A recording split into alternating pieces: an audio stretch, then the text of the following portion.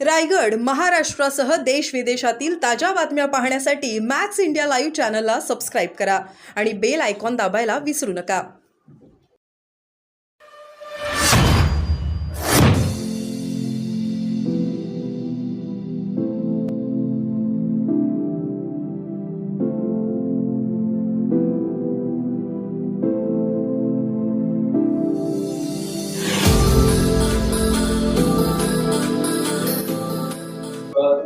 संघाच्या बाबतीत चुकीचा प्रचार केला गेला. या निवडणुकीत प्रचारात मर्यादा असायला हवी, पण ती पाळली गेली नाही असं भाजपला कडेबोल सुनावले मोहन भागवत जी हे राष्ट्रीय स्वयंसेवक संघाचे सर्वे सर्व आहे आणि त्यांच्या विधानावर काही वाद विवाद विचार करण्याचा प्रश्नच नाहीये.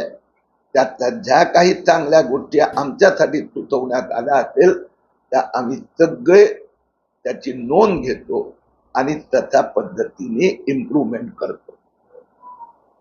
अध्यक्ष देखील आता नागपुरातूनच निवडणार आहे असं देखील माहिती येते. भारतीय जनता पक्षाचे राष्ट्रीय अध्यक्ष महाराष्ट्राच्या गळ्यातली माळ पडते का नवीन राष्ट्राध्यक्ष? मोदी 3 माजी प्रधानमंत्री म्हणणारे संजय राऊत आणि उद्धव ठाकरेंनी अति ठोकर खाल्ली आहे. आता लोकांचं लक्ष आहे मोदी 3 आर्थिक प्रगतीसाठी काय काय पावलं उचलून गती देत आहेत. भारतीय जनता पक्षाचा अध्यक्ष असो, महाराष्ट्र विधानसभेचा सामोरे जाण्याची व्यूहरचना असो, ती आमची आपापसातली आतली बाब आहे. विधानसभेत पण भाजप महायुती महाराष्ट्रात पुढे जाणार. सर, नरेंद्र मोदी यांचा नवीन मंत्रिमंडळ स्थापन झालं. या मंत्रिमंडळ हा झुंझुना आहे असं आपचे पदाधिकारी आणि नेते म्हणतात. हे मंत्रिमंडळ म्हणजे झुंझुना आहे. आता लोकांनी ह्याच मंत्रिमंडळ आणि मोदींच्या नेतृत्वावर विश्वास व्यक्त केला आहे. एनडीएचे 293 आलेले आहेत. आता प्रधानमंत्री आपलं काम करतायत. विरोधकांचे ती सवय आहे की खोड शोधायची. त्यांना शुभेच्छा. सर, शरद पवार म्हणाले की मला आत्मा म्हणाले ते आता घटकचे आत्मा म्हणाले ते आता तुमच्या पाठीमागेच असणार आहे असं देखील सांगितलं. कायम राहणार, सोडणार नाही. होय, तर शरद पवार होतो, राहुल गांधी निवडणुकीचा मतदान मतगणना काय काय बोलत होते.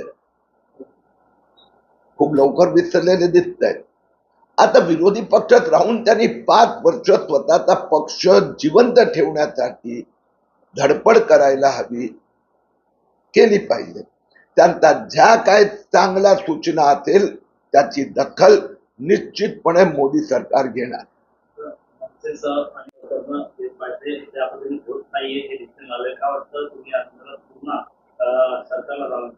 आतापर्यंत 4 लोकांची अटक झाली आहे.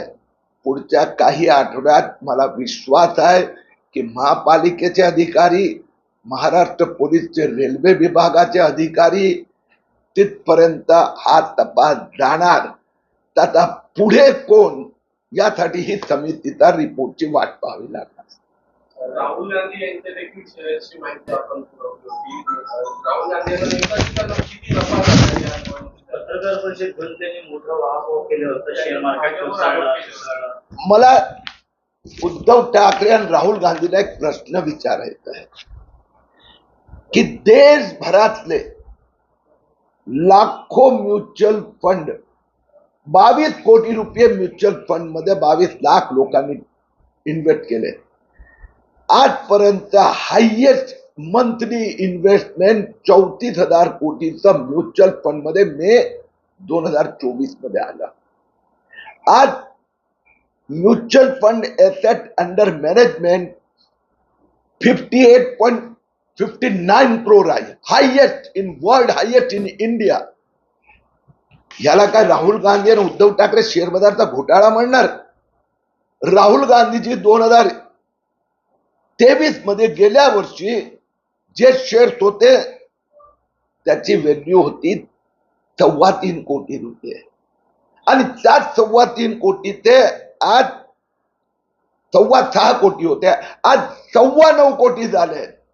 उद्धव ठाकरे यांची पण जे शेअर बाजारमध्ये इन्व्हेस्टमेंट आहेत त्यात पण 40% वाढ झालेली आहे.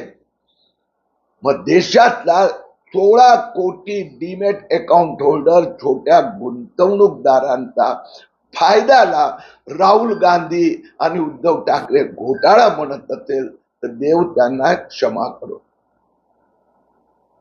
तर तुम्ही असं म्हणला राहुल गांधीमध्ये वाढ झाली.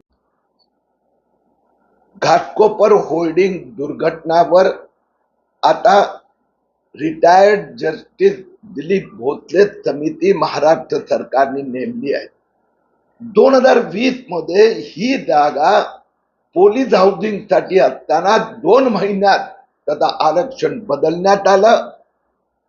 एका वेगळ्याच कंपनीला पेट्रोल पंप देण्यात आला. त्याच्यावर 16 होर्डिंग लावण्यात आले. दुर्घटनामध्ये 17 लोक मृत्यू पावले.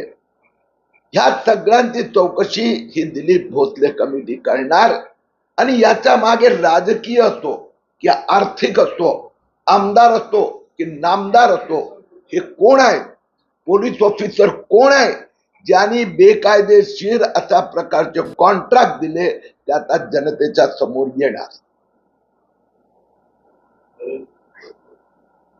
यामध्ये त्यांचे बरेच त्यांचे असं म्हणतात. आता हे आपण म्युच्युअल फंडची ऍडव्हर्टाइजमेंट बघतो, सही आहे. पूर्ण हिंदुस्थानाचे लोक सही आहे म्युच्युअल फंड मध्ये इन्व्हेस्टमेंट करतात, शेअर बाजार मध्ये इन्व्हेस्टमेंट करतात आणि मोदी 3 त्यामुळे इथे आर्थिक स्थिरता, इकॉनॉमी मधला देश विदेशच्या मोठ्या कंपन्यांचा विश्वास वाढला. त्यामुळे शेअर निर्देशांक वर जात आहेत. त्याचा लाभ जसं राहुल गांधी कोविड काळात त्याच्या टोटल शेअर्सची व्हॅल्युएशन 4 कोटी झालं होतं, आज ते 9 कोटीहून अधिक झाले आहेत. ती स्थिती उद्धव ठाकरेंची आहे. देशातला प्रत्येक व्यक्तीचा आर्थिक निर्देशांक वर जात आहे. तर एक दुसरा प्रश्न असा आहे की आपण संघाचा गेले अनेक वर्ष काम केलं आहे.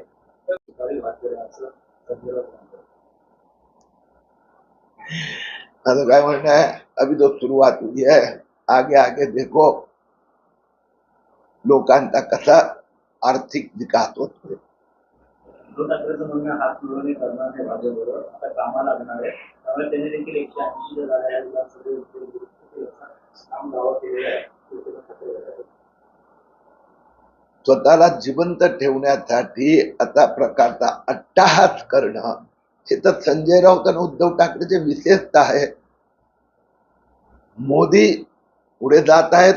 मोदी सरकार दिल्लीत, मोदींना पाठिंबा देणारी सरकार महाराष्ट्रात पण परत पुन्हा येणार.